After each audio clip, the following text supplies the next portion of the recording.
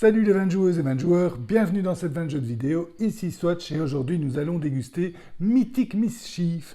Il faut le dire, hein, c'est pas facile. Hein. Donc c'est un jeu qui est issu de la même équipe que Moonrakes, mais les deux jeux n'ont pas grand-chose à voir. Donc même équipe, c'est même éditeur, même auteur. Mais les deux jeux n'ont pas grand-chose à voir, excepté qu'ils sont issus tous les deux du financement participatif. Et qui dit financement participatif dit beau matériel, et c'est clairement le cas dans Mythic Mischief, et ça joue beaucoup, hein, ça aide à apprécier le jeu, ce magnifique matériel. Je vous montre ça dans une seconde. Hein. À l'exception de ça, ce sont deux jeux totalement différents, puisqu'on passe d'un jeu de négociation à un jeu de déplacement 3D et de capture qui se rapproche plutôt de jeux type Santorini, vaste, corridor même, donc vous verrez ça tout de suite, mais voilà, c'est un peu le style de jeu ici, un peu plus abstrait, donc c'est un jeu sous un thème assez sympa. On est des étudiants qui foutons un peu le boxon dans une bibliothèque. Il y a un professeur qui fait le tour et qui va ranger les livres à certains endroits, donc il a un chemin prédéfini, et nous allons continuer à foutre le boxon et à essayer de faire prendre les autres étudiants, donc de mettre les étudiants adverses sur le chemin du professeur. Et quand le professeur prend un étudiant, ben c'est un point pour l'équipe adverse, et donc c'est le premier à 10 points qui l'emporte. Voyons ensemble maintenant concrètement de quoi il s'agit. Mythic Mischief est un jeu qui se joue en équipe soit de 1 contre 1, soit 1 contre 2, soit 2 contre 2. Donc vous voyez ici une configuration à 3 joueurs.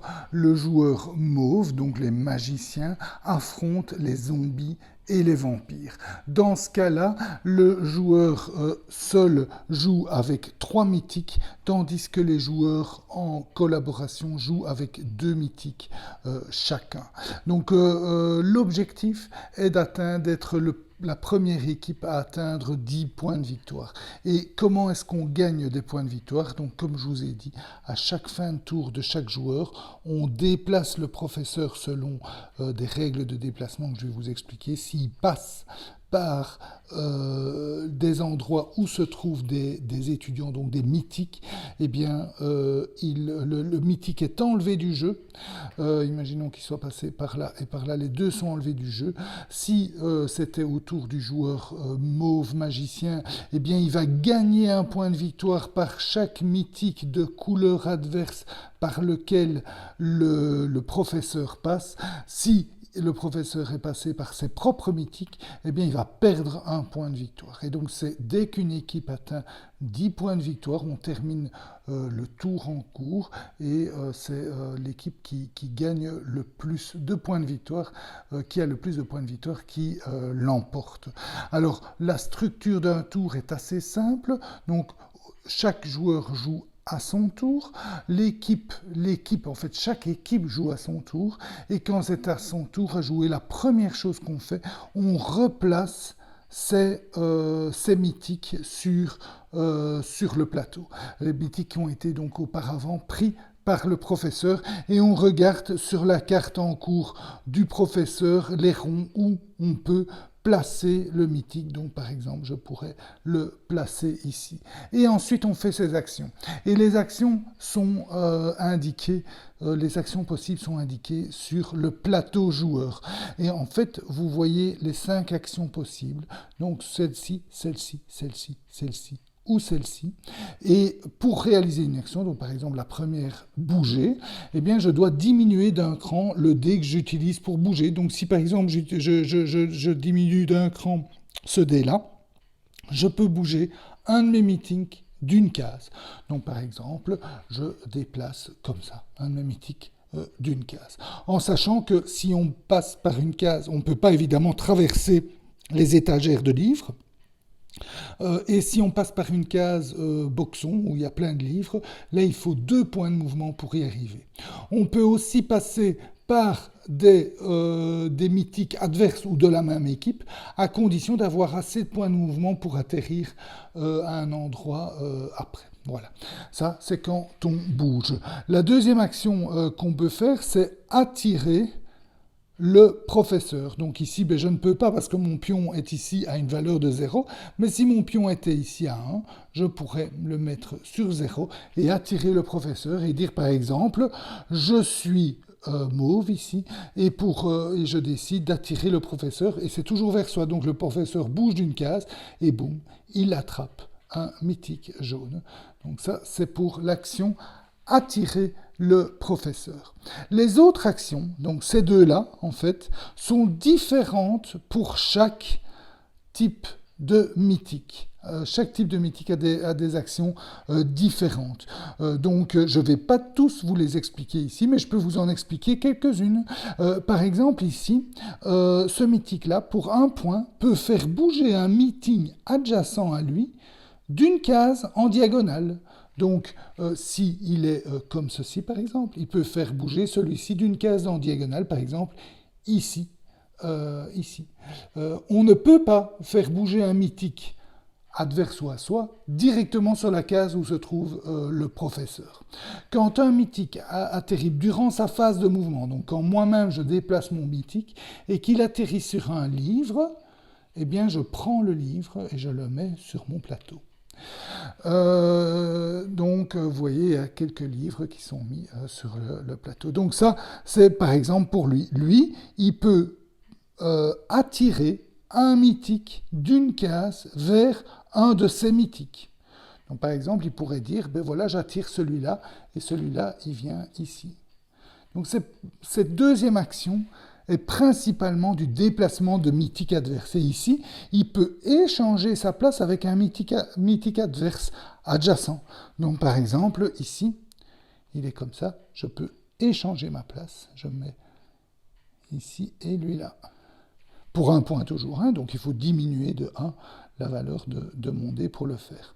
Donc, voilà, ça c'est les premières actions. Il y a encore 4 autres factions dans la boîte KS. Cette deuxième action est principalement pour faire bouger les mythiques adverses ou adjacents à soi. La troisième action, c'est pour faire bouger les bibliothèques. Donc, par exemple, ici, je peux pousser une bibliothèque ou déplacer une bibliothèque autour d'un de mes mythiques. Donc, si je suis ici, je pourrais faire ceci. Je peux faire ceci ou cela. Et si je suis ici, je peux pousser comme ça. Vous avez ici celui-ci qui peut bouger latéralement. Donc, par exemple, ici, il peut faire ceci ou il peut faire cela. Celui-là, le mauve, le magicien, lui, il peut bouger transversalement. Donc, il peut dire, par exemple, celle-ci va là. Et s'il est ici, il peut dire que celle-là va ici. Attention, il y a 2 règles avec le déplacement des bibliothèques. La première, c'est qu'on ne peut jamais mettre une bibliothèque le long du bord du plateau. Et la deuxième, c'est qu'on ne peut jamais isoler complètement une ou plusieurs cases du reste du plateau. Voilà pour le déplacement. Donc, vous avez les 4 actions de base. Et puis, vous avez encore une action spéciale qui nécessite l'utilisation d'un livre. Donc, quand on gagne un livre, on peut le mettre là, si la case est libre, évidemment. Et puis, on peut l'utiliser une fois. Et puis, il faudra regagner un nouveau livre pour le remettre là. Et pour utiliser l'action spéciale qui permet de faire des mouvements, des doubles mouvements, vous voyez ici, de pousser le professeur ailleurs, ou ici, d'aller n'importe où, de se déplacer n'importe où sur le plateau. Donc voilà, ça ce sont les 5 actions. Je vais donc diminuer la valeur de mes dés progressivement au fur et à mesure que je réalise mes actions. Quand je joue en équipe, on peut switcher facilement donc il y a des combinaisons assez sympas où l'un, par exemple avec les murs, hein, enfin pas les murs, mais les bibliothèques, donc par exemple, je suis ici, lui il bouge la bibliothèque comme ça, moi je peux imaginons qu'elle est comme ça, je peux la déplacer comme ça, etc. Donc on peut faire des combinaisons entre nous pour optimiser toutes ces actions, pousser un joueur de la même équipe, etc. Donc on va faire ces actions, on va diminuer la valeur de nos dés, donc ce système de valeur de dés est assez succulent. On va diminuer la valeur de nos dés pour réaliser les actions. On peut les laisser telles quelles, on n'est pas obligé de toutes les utiliser. Et puis quand on a fini nos actions, quand l'équipe a fini ses actions, eh bien, il est l'heure de bouger le professeur. Et le professeur, il va bouger en fonction des endroits où il doit aller pour ranger les livres qu'il a sur son dos. Vous voyez qu'il est bien chargé, il a pas mal de livres sur son dos, le brave professeur, et donc il va aller ranger tous ces livres. Et pour aller les ranger, il va d'abord se rendre au premier endroit où il doit aller, puis il doit être du côté mauve, je pense, ouais. Au premier endroit où il doit aller, puis au deuxième, et puis au troisième. Alors, on regarde si c'est l'avant-midi ou l'après-midi. Vous voyez ici, il est marqué après-midi, et là, au dos de cette carte-ci, il est marqué avant-midi. Et donc, c'est la première partie du jeu. On commence par l'avant-midi, et puis on termine par l'après-midi. Et donc là, en avant-midi, on a placé les 1, 2, 3 aux endroits indiqués, et on va faire bouger le professeur du nombre de cases indiquées, ici 4, vers le 1. Quand il aura atteint le 1, on le bougera vers le 2, etc. On doit aller le chemin le plus court possible, en sachant que ceci vaut 2 déplacements. Donc pour aller au 1, il peut faire 1, 2, 3, 4, 5. Là, il fait 1, 2, 3, 4, 5, 6, donc il ne peut pas aller par là.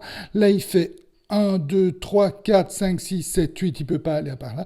Donc ça, c'est son trajet, évidemment, si on commence à mettre des murs, etc.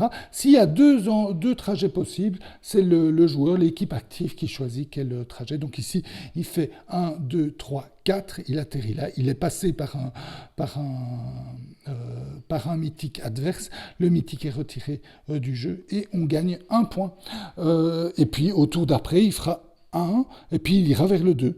Donc logiquement 2, 3 et 4, etc. Donc c'est comme ça qu'on va bouger le mythique et qu'on va attraper des mythiques adverses. On va bouger donc le professeur. Donc quand vous voyez ici, c'est un résumé du tour. D'abord, il y a la phase de mythique où on fait nos actions, on diminue la valeur de nos dés, et au début de cette phase, on met en jeu le ou les mythiques qui se seront fait prendre avant notre tour. Puis, il y a la phase de livre où le professeur il s'appelle le garde-livre, il va se déplacer vers sa prochaine destination et va éventuellement prendre un adversaire ou soi-même, alors on diminue de 1 point. Et puis il y a la phase de rangement. Tous les dés qui ont été utilisés, donc par exemple on est ici, c'est un dé qui a été utilisé puisque sa valeur ne correspond pas à la valeur au-dessus de la case. Celle-ci non plus, il est à 0 IG. Tous ces dés-là sont bougés au maximum sur la gauche. Ensuite, on met les livres. Donc si on a gagné des livres, bon ici j'ai pas de livres, ils sont ici les livres jaunes. Imaginons que j'ai gagné 2 livres durant mon tour, je les place. Alors je peux les placer où ?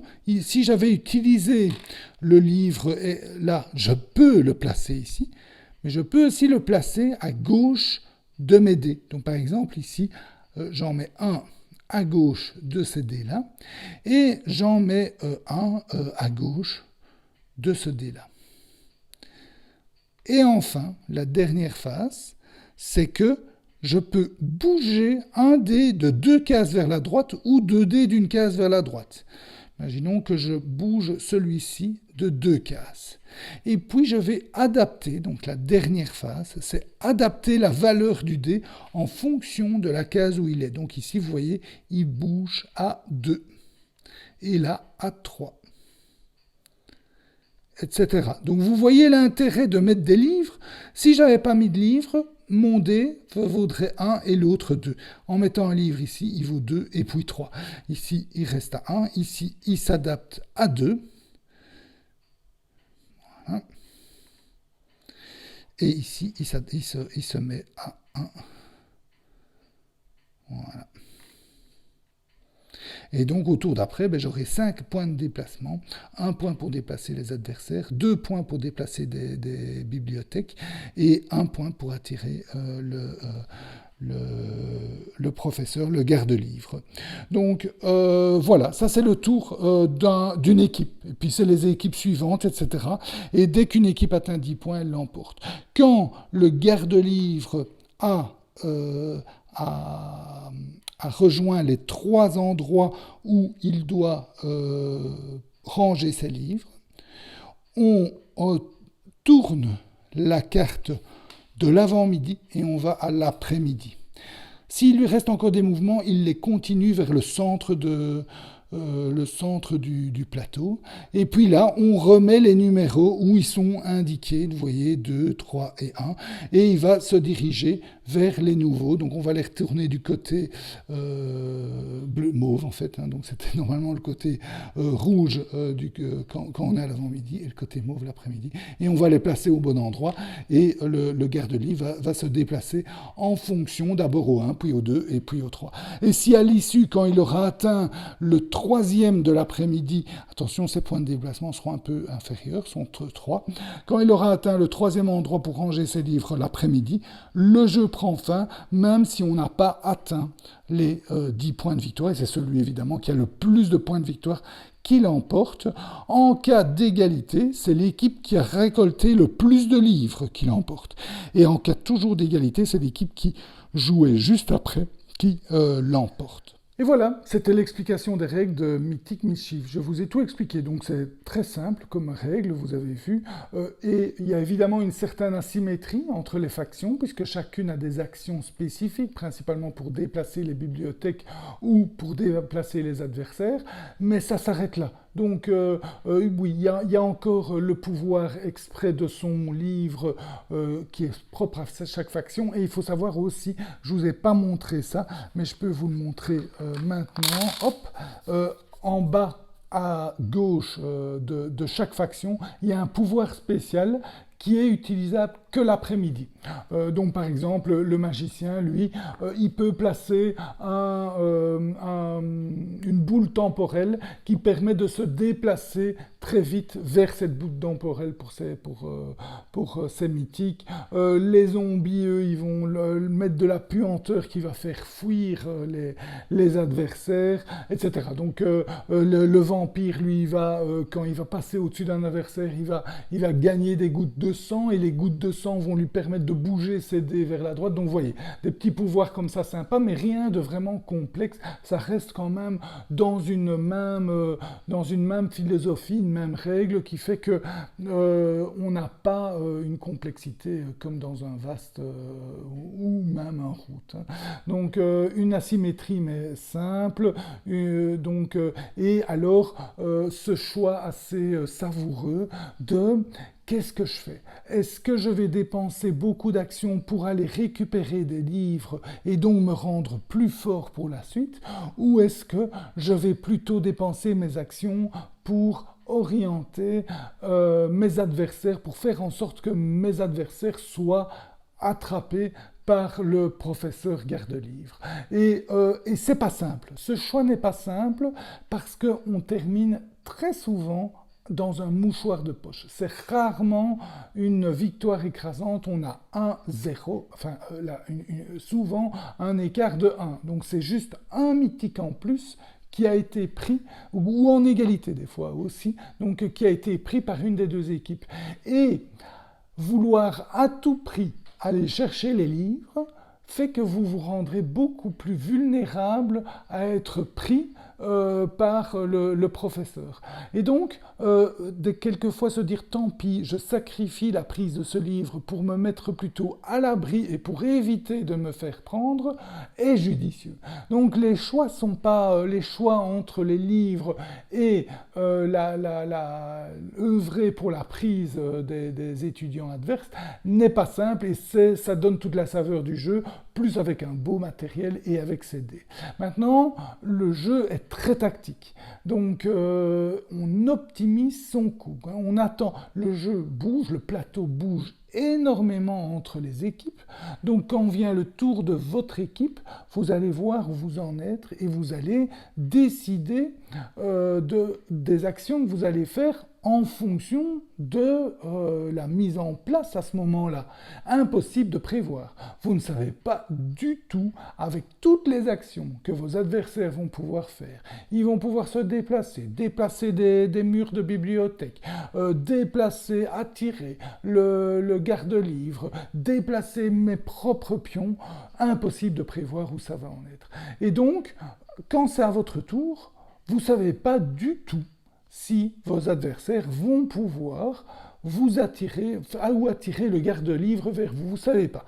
Tout ce que vous savez faire, c'est vous mettre le plus loin possible du garde-livre pour qu'il ne vienne pas vous embêter, mais en jouant bien, et c'est ça un peu la saveur aussi du jeu, c'est optimiser ses coups et optimiser le casse-tête qui est devant moi. Ok, au début de mon tour, je regarde la mise en place et je vais optimiser mes actions pour faire capturer un maximum de mythiques adverses par le garde-livre. Et c'est un casse-tête, c'est à chaque fois un nouveau casse-tête, c'est assez chouette, mais il n'y a aucune planification, aucune vue long terme. Donc je joue mon tour en optimisant, en faisant en sorte que ce garde-livre passe par un maximum de mythiques adverses, et puis j'essaie d'utiliser le reste de mes actions pour prendre des livres et pour me cacher, et advienne que pourra, on verra bien ce que mes adversaires vont pouvoir faire pendant leur tour.